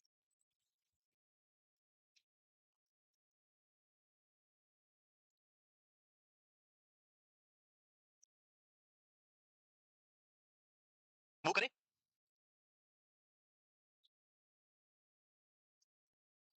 हाँ, विटामिन के की बात करें, why it is important. So question क्या आता है, which of the following vitamin is essential for blood clotting? The answer should be vitamin के, बिकॉज़ दिस विटामिन के is essential for the synthesis of clotting factor 2, 7, 9 and 10. These factors are synthesized with the help of vitamin K. That's why this vitamin K is very important for the blood clotting, and that's the reason in newborn baby ये vitamin K synthesis अगर हम बात करें तो this is synthesized by the normal GI flora. The bacterial flora in our GI tract will synthesize the vitamin K, and during the process newborn baby birth होता है, in that time the gut is completely sterile. In GIT tract nothing is there, no pizza, no burger, no something, कुछ भी ऐसा अभी गया नहीं है जो unhygiene हो. When these unhygiene thing enter in your GIT, at that time the flora will develop. तो तभी होता है development. It is very important to eat these all things in limited manner, not a regular basis. Why it is important? जो लोग कोई भी बाहर की things नहीं खाता है, that person get more chance to develop disease. बीमार होने के chances उनमें ज्यादा होते हैं, because their gut is completely sterile, more sterile compared to you. And those person who are eating anything, कुछ भी जो मिला सब, in that situation your gut is having so much type of bacteria, and you will have less chance for developing disease. Like कोई person जो हमेशा घर का खाना खाता है, उसको एक दिन बाहर कुछ खिला दो, पानी पूरी खिला दो या कुछ खिला दो, the person will develop diarrhea, because their gut not able to tolerate these unhygiene or unhealthy things, क्योंकि उसका फ्लोरा है नहीं. Next time that person will tolerate that, क्योंकि अब क्या बन गया, बैक्टीरिया डेवलप हो गया, लेकिन पहली बार खाया तब नहीं था, तो उसको डायरिया हो जाएगा. समझ रहे? But not on the regular basis, daily. आने दो, हमारे सर ने बोला अब तो बस. Next, calcium. I will discuss about the calcium in detail. अभी बात करेंगे कैल्शियम, जो clotting factor number 4. Calcium is the clotting factor number 4, जो बहुत जगह हेल्प करेगा. कैसे देखें? This clotting or the blood clotting will occur in two types. This blood clotting occurs in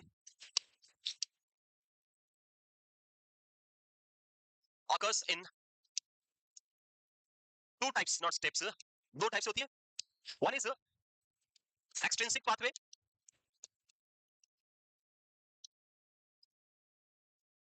and the second one is intrinsic pathway. We'll discuss first about the intrinsic pathway and then we will go on the second pathway, that is first is extrinsic pathway, then we will go on the second intrinsic pathway. So start करें. First one is intrinsic और extrinsic pathway. So इन दोनों pathway का ultimate goal क्या है? Last में क्या बनाना है दोनों से? फिब्रिन. हमारा ultimate product क्या बनाना है? अभी थोड़ी देर पहले लिखा ही तो था. Fibrin is last floating things जो बनता है, सबसे लास्ट में बनने वाला मटेरियल क्या है? फिब्रिन. तो हमें लास्ट क्या बनाना है? फिब्रिन. और फिब्रिन बनते ही हम खत्म कर देंगे कोटिंग. बना दे फिब्रिन. हटा दें इसको. लिखो पहले, लिखो नहीं, पहले देखो समझो, फिर बाद में लिखेंगे. कौन सा पाथवे है? Extrinsic pathway. So extrinsic pathway tissue trauma हो गया. सबसे पहले इंजरी होगी टिश्यू ट्रोमा. ये हो गया टिश्यू में ट्रोमा. लिखोगे तो मैं गलत लिख दूंगा. ट्रोमा. जब टिश्यू ट्रोमा होगा तो टिश्यू क्या करेगा? एक केमिकल रिलीज करता है. This tissue will produce a chemical that is known as tissue factor. क्या बोलते हैं? Tissue factor. This tissue factor combine with calcium clotting factor number 4. Tissue factor किसके साथ कंबाइन करेगा? कैल्शियम के साथ.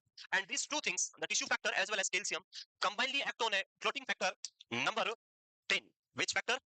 Clotting factor number 10. Clotting factor को हमेशा कौन सी लैंग्वेज में लिखते हैं? रोमन काउंटिंग्स होती है उसमें हम लिखते हैं. सो रोमन आता है सबको? Very good. So this is the Roman 10 जो हम लिखते हैं. So this 10 is in inactive form that will be converted in active form with the help of these two factor, tissue factor and calcium. ये दोनों मिलकर क्या करेंगे? जो 10 inactive है इसको क्या बना दिया? 10 active. 10 A for active. फिर यहाँ तक this is the first thing जो आपको यहाँ पे याद रखनी है. पहला प्रोसेस 10 A को हमें एक्टिवेट करना है, जो हमारा प्राइमरी है, जो एक स्पेसिफिक एंजाइम जो हम पढ़ेंगे, फिब्रिनेज, जो हमने अभी थोड़ा फाइब्रो क्या था, फाइब्रोजिनेज. कौन सा था एंजाइम? नाम भूल गया मैं. अभी तो लिखा था मैंने. कौन सा एंजाइम? फाइब्रो फिब्रिनोजिनेज. ये था? नहीं, ये नहीं था. Name is something different. अभी लिखा था मैंने, अभी पढ़ाया था. हाँ, मैं स्पेलिंग में ही कंफ्यूज हो रहा हूँ. थ्रोम्बोफिब्रिनेज नहीं था. This is the prothrombinase. कुछ याद नहीं रखते हो आप लोग. This is the enzyme which is known as pro. अभी नहीं लिखवाया था थ्रोम्बिनेज. आप लोगों को लग रहा है कि सब मुझे याद रखना है बस. So this 10A means active clotting factor 10 stimulate, or we can say activate a specific enzyme which is known as prothrombinase. So this is the responsible for activation of activation. पहले कौन सी फॉर्म में था? Liver produce करता है. ये किस में था? इनएक्टिव फॉर्म में था. Activation of prothrombinase. क्लियर यहां तक? सिंपल सा है, कुछ भी नहीं किया अभी तक हमने. इंजरी हुआ टिश्यू का, टिश्यू ने क्या रिलीज किया? Tissue factor combine with fourth clotting factor calcium, both will activate 10 clotting factor. 10 जो आपका एंटी 10 कौन सा है? स्टुअर्ट हेगमन. कौन सा है? स्टुअर्ट. अभी लिखूंगा मैं सारे. सो 10 को एक्टिवेट किया. After activation of the 10, this 10 clotting factor activate a specific enzyme which is known as prothrombinase, which is normally present in our blood and synthesized by the liver. liver बनाता है और blood में inactive form रहता है. इसको activate कौन करता है? 10A. This prothrombinase will react on a specific clotting factor or a specific product. This is known as prothrombin. So it is very easy to remember this prothrombin with the name of this enzyme. Prothrombinase act on prothrombin. Prothrombin पे काम करने वाला enzyme prothrombinase. याद हो जाएगा? So this prothrombin will be converted into prothrombin में pro हटा दो. पीछे क्या बचा?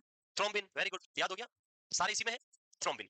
So now the formation of thrombin कैसे बना? With the help of prothrombinase enzyme with calcium. साथ में कौन है? Calcium. This prothrombin will be converted into thrombin. Now this active form of thrombin, which is very important, and this will react. One this color, okay. The very important fibrinogen. Very important fibrinogen. This will be converted into fibrin. Very good. क्या बन गया? Fibrin. But it is very important to understand this fibrin network जो यहाँ बना है. This fibrin network is a very loose network. It is a very loose network, and this should be converted into a strong network of fibrin. So fibrin में क्या thrombin क्या करेगा यहाँ पे? fibrinogen को किसमें convert करेगा? With the help of calcium also. यहाँ पे कौन रहेगा? Calcium. Fibrinogen converted into a fibrin, but it is a loose network. Then इसको strong करना पड़ेगा fibrin को. So strong करने के लिए क्या करें? Here one more important thing which you remember, that is this thrombin also activate one important clotting factor, that is fibrin stable factor, which one? Clotting factor number 13. The thrombin with calcium convert this clotting factor number 13, the fibrin stable factor, fibrin stabilizing factor 13 number last वाला. This 13 is in active form now. ये क्या हो गया अब? Active हो गया. This active form of Clotting factor number 13, convert this fibrin which is loose will be in a fibrin as a strong. This is a strong form of fibrin. This is the clotting factor number 13 with the help of calcium. And this is the hence root बन गया fibrin आपका जो मैं बनाना था. याद हो गया? चलो लिख लो सब अपने अपनी नोटबुक में अपने अपने हिसाब से. लिख लोगे? अरे लिख लोगे या लिखना यहीं से?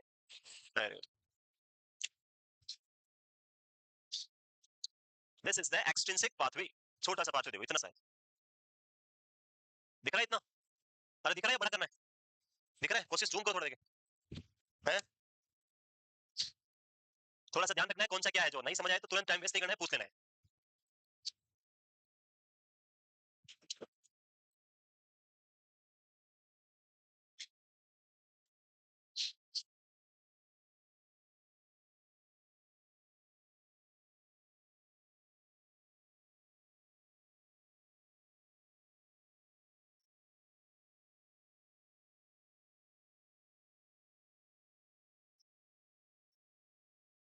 What is the difference in intrinsic pathway?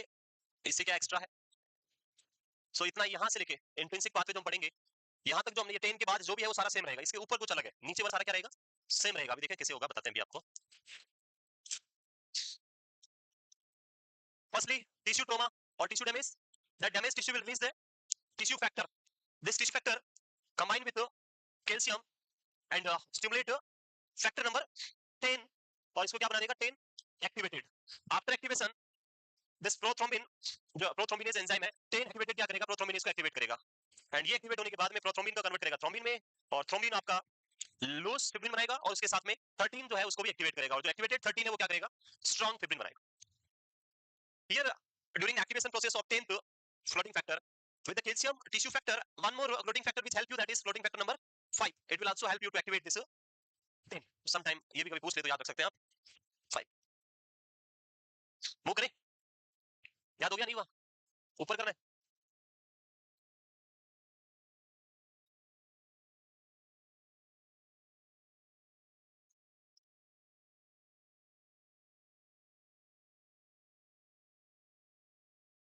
है 4 is a calcium. floating factor number 4 is a calcium. लेकिन सब जगह calcium ही calcium चाहते हैं हमने, वो calcium ही 4 है. अभी सारे नाम लिखाता हूं मैं. and I don't have any trick to remember the name of this floating factor. and कोई ट्रिक मैं देता भी नहीं हूं कुछ भी. if you have you can remember with your tricks. जो भी आपका है ट्रिक अगर आप सोचते हो तो आपकी जो लर्निंग कैपेसिटी है वो रिड्यूस हो जाती है. That's why I will never try with any tricks. Trick के साथ मैं कभी ट्राई नहीं करता हूं. so if you want to increase your learning capacity always try to learn without any tricks. and if you want just clear the exam then go with the tricks and जो भी है shorts है जो भी है. लिख लिया? this is which pathway? The extrinsic pathway. next process the second one. नहीं लिखा? so clotting factor number 13 is activated by 13 को एक्टिव कौन करेगा? that is thrombin. and the fibrinogen is also converted in fibrin by clotting factor number 13 नहीं करता. Fibrin जो है वो कन्वर्ट किसके थ्रू होता है? थ्रोम्बिन के थ्रू होता है. थ्रोम्बिन. यस मूव करें. ये लूज बना था यहाँ पे, इधर क्या हो जाएगा? ये स्ट्रॉन्ग हो जाएगा. ऐसे बहुत स्ट्रॉन्ग बन जाएगा. So this is the ultimate goal जो हमें बनाना था, फिब्रिन नेटवर्क. या अब it is very easy for me to explain you intrinsic factor but it may be very difficult for you to write again whole things. मुझे तो सिर्फ क्या करना है ऊपर से मिटाना है और नया ऐड कर दूंगा मैं इसमें. पर आपको मिटाना चलो कोई नहीं, वापस लिखें. For you I will explain you one more time so you will understand more clearly. The next second type of pathway वो कौन सा है अपना? Intrinsic pathway. Intrinsic pathway means only blood vessel is damaged. Tissue में नहीं हुआ है और अंदर ही तो डैमेज हुआ है, बाहर तो कुछ हुआ ही नहीं है. No tissue damage, there is only blood vessels damage. So blood vessels trauma होगा यहाँ पे. देखते हैं. वेरी वेरी सबसे पहले क्या हो गया? Blood vessel damage. When the blood vessel is damaged, the damaged blood vessels collagen tissue or fiber and activated platelets. अभी पढ़ा था हमने activated platelet? Yes or no? So activated platelets and the collagen fiber of damaged blood vessels will work on a specific type of clotting factor, and this specific type of clotting factor is known as factor number 12. Very good. This clotting factor number 12 will be in active form with the help of this collagen and activated platelets. Now, the clotting factor number 12 which is in active form will activate clotting factor number 12 किसको activate करेगा? नहीं करेगा? करेगा. So this clotting factor number 10 will react on the clotting factor number 10. and this 10 will be converted into the clotting factor number 10A, इसको हम क्या बोलेंगे, activated. But here the calcium as well as clotting factor number 5, ये भी क्या करेंगे, अपना role play करेंगे. And after this activation of 10th factor, the next process is completely same. जो हमने अभी लिखा वही है पूरा का पूरा. सिर्फ डिफरेंस क्या है, सिर्फ यहाँ पे कि एक एक्स्ट्रा फैक्टर कौन सा एक्टिवेट होता है, 12 जो है यहाँ पे एक्टिवेट आपको देखने को मिलता है. अब इसके आगे तो आप कर ही लोगे, बताओ, अब आप बोलो, मैं लिखूंगा. 10 किसको एक्टिवेट करेगा? So this will activate prothrombinase. Activate. Prothrombinase को एक्टिवेट होने के बाद ये प्रोथ्रोम्बिनेज क्या करेगा, prothrombin converted to thrombin. Calcium तो है, अभी मैं सबके साथ नहीं लिख रहा हूं, पहले जो लिखा हुआ लिखना आपको. This thrombin work on two things. One is fibrin को किसमें कन्वर्ट करेगा, फिब्रिनोजन को, सॉरी, फिब्रिनोजन को फिब्रिन में. This is loose fibrin, and this fibrin thrombin is also activate the clotting factor number 13, active करेगा इसको. So ये active, and this fibrin will be converted into fibrin, और ये क्या रहेगा, strong, with the help of. So this is the intrinsic pathway. I hope you understand what I'm trying to explain you. Yes, you are understanding, or just I'm revising myself. So यहाँ इसके बाद तो same ही है, जो पिछला लिखा था वही लिखना आगे का. These are the two processes through which coagulation or blood clotting occurs. And according to the condition, if the blood vessel is damaged from inside only, then the intrinsic pathway will start. And if the blood vessel is damaged with the tissue, बाहर vessels पूरा damage हो गया, then the extrinsic pathway will start. Clear है ये? Move करें? बना लिया? तो आज घर जाके पढ़ना है पूरा, अपने हाथों से थोड़ा बनाना, एक बार लिखना बिना देख के, सोचना किसको कौन क्या कर रहा है, याद हो जाएगा. नेक्स्ट है, पढ़ा दूं? अरे क्या सर सर करते रहते हो, क्या लिखना है इसमें, वही तो है पूरा आगे, अभी जो लिखा था वही तो पूरा लिखना है. 10 के बाद पूरा क्या है, सेम है. The only difference in upper part, lower part तो दोनों में क्या है, सेम है. चैप्टर प्रोथ्रोम्बिनेज, जो प्रो, ओके मैंने लिखा ही नहीं, लिखा ही नहीं मैंने प्रोथ्रोम्बिनेज, हां इधर लिखा है. So after the activation of prothrombinase, the next process जो है दोनों में क्या रहेगा, सेम रहेगा. The process which is different before activation of prothrombinase, after the activation of prothrombinase the process is completely same in both pathway. Next is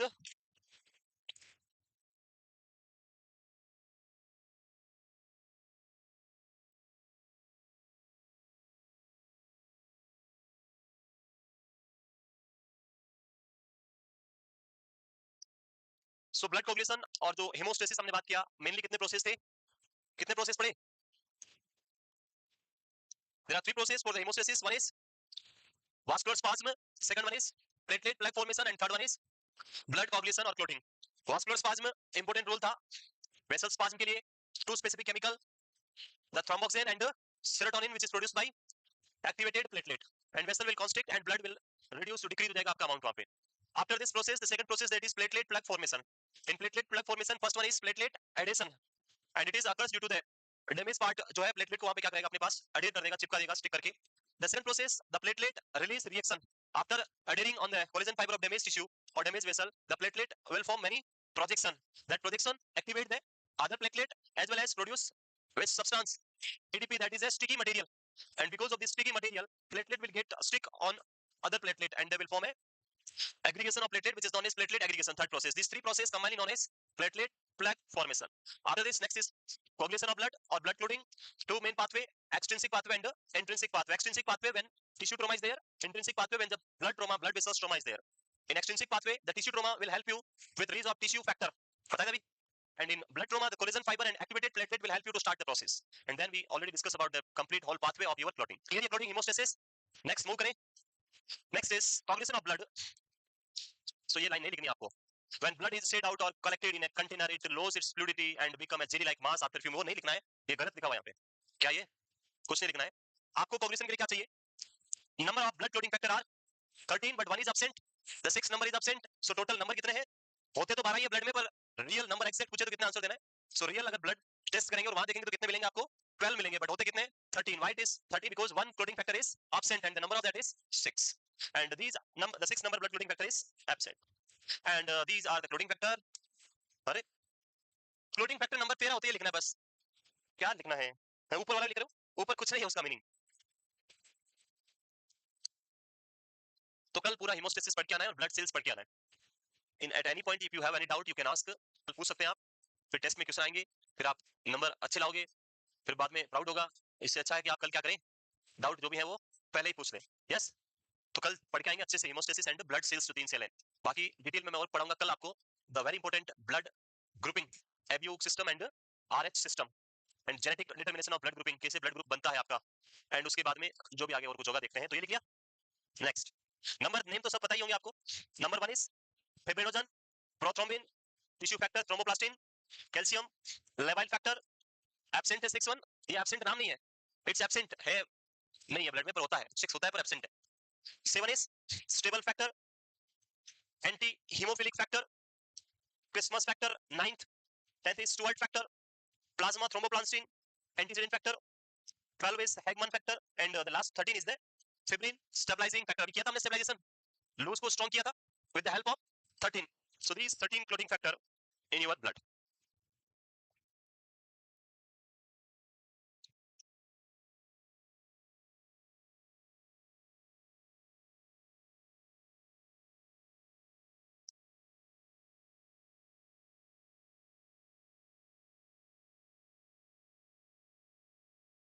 लिख लिया? These are the clotting factor with their numbers. Whatever tricks you have, you can remember with that, and if you don't have any trick, then remember without any trick. बिना trick से याद करें, जहां से जो उठा के पूछ के नाम बता दो, तुरंत बता सकते हो ना। एक तो है ही नहीं, तो इजी हो गया, 12 ही बचे हैं, और 12 में आधे तो आपको याद है। कैल्शियम याद है, 4 नंबर पे होता है। प्रोथ्रोम्बिन पहले नंबर पे आता है, फिर प्रोथ्रोम्बिन का भाई है, देखो मैं गलत बता रहा हूँ, प्रोथ्रोम्बिन पहले पता है, दूसरे पता है, very good. So prothrombin is the second one, first one is fibrinogen. लिख लिया? ये लिखने वाला काम बहुत, ये बाद में ऐसे होना चाहिए कि ये बाद में लिख लेना आप लोग हैं। देयर इज ए टीचर, हमारे टीचर थे, उनका कॉन्सेप्ट था, क्या कॉन्सेप्ट था, वो जो पढ़ाते थे और जो लिखवा जो भी था उनका सिस्टम था, उसमें पूरे लेक्चर में एक थिंग्स होती थी वो गलत होती थी, वो फिक्स था पहले ही, अनाउंस था कि there is one mistake present in this lecture. उसका पर्पस क्या था? उसका पर्पस ये था कि आप लोग लिखो नहीं, अगर आप गलत होगा तो लिखोगे नहीं। और जैसे मैंने भी अगर इतना पढ़ा है उसमें गलत पढ़ा दूं स्लाइड और बाद में बोलूं कि ये वाली स्लाइड गलत थी, फिर आप लोग क्या करते हो पता नहीं। सो वो किसी को नहीं पता होता था कहाँ गलत है, फिर वो at the end of lecture बताते थे कि ये वाला गलत था, इसको यहाँ पे ये करना है, ये रहेगा इसमें, ऐसे ऐसे पूरा एक्सप्लेन करते थे, फिर बोलते थे अब लिखो, पूरे 2 घंटे का जो था वो क्या करो अब लिखो, हम चले, हमारे हो गया लेक्चर खत्म।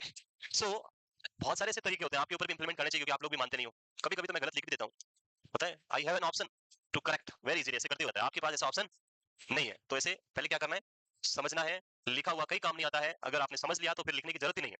ये सुनो, कल मैं ऐसे ही कुछ सुन रहा था तो उसमें एक लाइन बोलता है, if you already decided then no need to discuss, and if you are discussing then you will never be decided, आप कभी डिसाइड नहीं कर पाओगे अगर आप डिस्कस कर रहे हो, and specifically if you are discussing with your family member 100% you'll never be decide anything, आप कुछ भी डिसाइड नहीं कर पाओगे, because everyone give you different different things.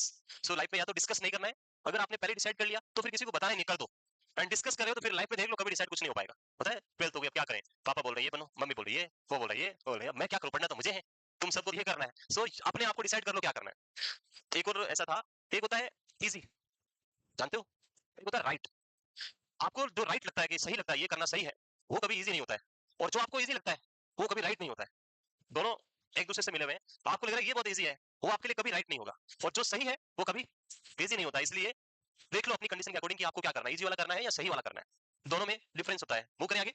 Next क्या लिखा है ऐसे गंदे से वर्ड में, anti coagulants, oh my God, इतना गंदा पीपीटी मैं नहीं बनाता हूं। एंटी कोगुलेंट्स जानते हो, अभी हमने पढ़ा कोगुलेशन यानी ब्लड का क्लोटिंग, अब हम पढ़ेंगे कि ऐसे कौन कौन से क्लोटिंग, ऐसे क्लोटिंग को नहीं करने वाले एंटी कोगुलेंट्स हैं जो क्लोटिंग को प्रिवेंट करते हैं। The clotting the things which prevent the clotting is known as anti coagulants. One example is like heparin, warfarin, these are the anti coagulants. तो हम पढ़ेंगे यहाँ पे one by one. The prevent or postpone coagulation of blood, जो blood के coagulation को क्या करते हैं, प्रिवेंट करते हैं या पोस्टपोन करते हैं, उसको हम क्या बोलते हैं, एंटी कोगुलेंट्स। एंड दीस इसमें जो हम पढ़ेंगे सबसे पहले वो क्या है आपका, the most important is heparin.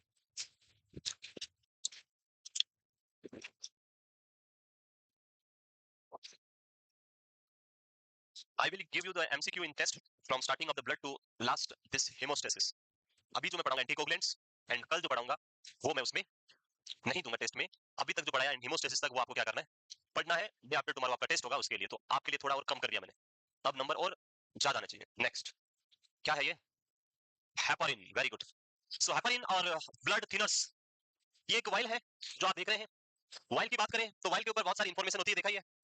तो first one is name heparin जो मेंशन किया हुआ है, this is the name, is brand name और द केमिकल नेम और नॉन प्रॉपर दिस क्या बोलते हैं, generic, so not generic, sorry, chemical name, generic chemical और the brand. So heparin is a generic name. It's a non-proprietary or the generic name. It's not a brand name. It's a generic name जिसके नाम से होना चाहिए. तो heparin and ये भी मैंने आपको पढ़ाया था, याद होगा, USP.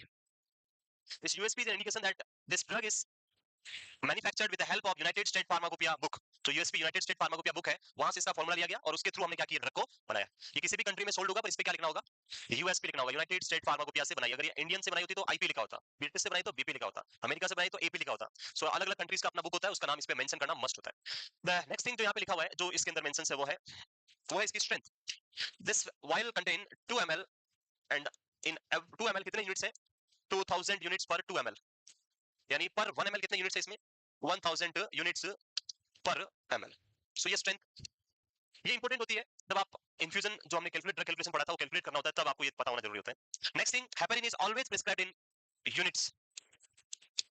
हेपरिन किसमें होना चाहिए, यूनिट्स में होना चाहिए. It should not be in ml और एनीथिंग एल्स. इसको हमेशा यूनिट्स में प्रिस्क्रिप्शन देना मस्ट होता है. तो ड्रग जो आप दे रहे हैं उसमें एरर नहीं होगा. ड्रग एरर होने के चांसेस क्या हो जाएंगे, कम हो जाएंगे. स्टार्ट करते हैं हेपरिन की. सबसे पहला, वो इतना छोटे आएंगे, दिखेंगे ये. इस पीपीटी पे मैंने कुछ वर्क नहीं किया है, इसलिए थोड़ा ऐसा दिखा है. ऑलरेडी हमने बात किया हमारी बॉडी में हेपरिन कौन प्रोड्यूस करता है, मास्ट सेल पता है, and mast cell is derived derivative of basophil. So basophil is responsible for the production of heparin in our body. So यहाँ लिखा हुआ है देखो, natural anticoagulant which is produced by basophil. अभी आगे भी नहीं जाएगा ऐसे. Natural anticoagulants which is produced by basophil. मैं पहले इसको पहुंचा देता हूँ, उसके बाद हम इसको बड़ा करते हैं.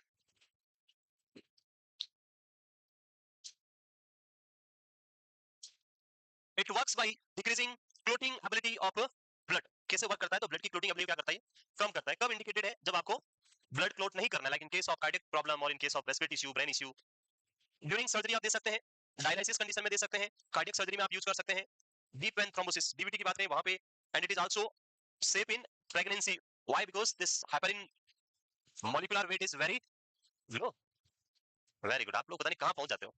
Low molecular weight heparin is different, जो हम सबक्यूटेनियस लगाते हैं, that is LMWH. It is not LMWH, it is HMWH, high molecular weight heparin. And the drug which is having high molecular weight or water soluble or highly charged, these substances cannot cross our biological membranes like placenta or this blood brain barrier. They cannot cross these membranes. So this drug is having high molecular weight and that's why it cannot cross the placenta and it cannot reach into the baby. And बच्चे में नहीं जाएगी तो कोई issue नहीं है. Those drug which is safe in pregnancy, the drug cannot cross the placenta.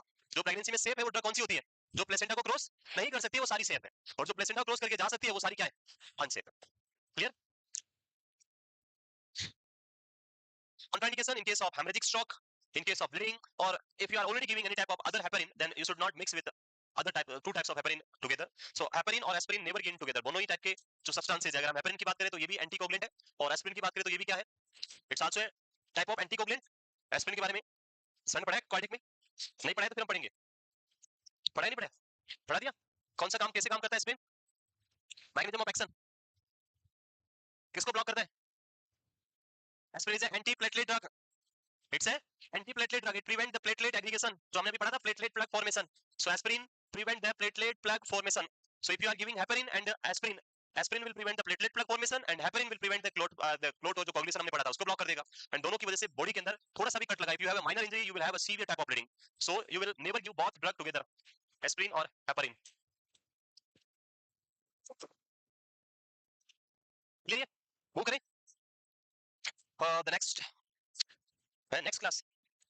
अभी 5 minutes बचे, मैं 2 ड्रग और पढ़ा दूंगा 5 मिनट में. नेक्स्ट क्लास क्या होता है, नेवर फील फैटिग. न्यूरॉन की तरह रहना है. Neuron and your myocardium are the two type of cell which never feel fatigue. They are always ready to work in your body. But you are the skeletal tissue which every time feel fatigue. Never be confident, never be strong, never be happy. कभी खुश नहीं रहते पढ़ना है.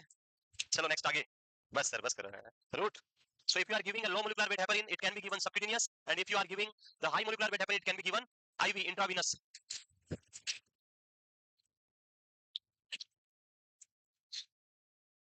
Never give IM. क्यों नहीं देना IM?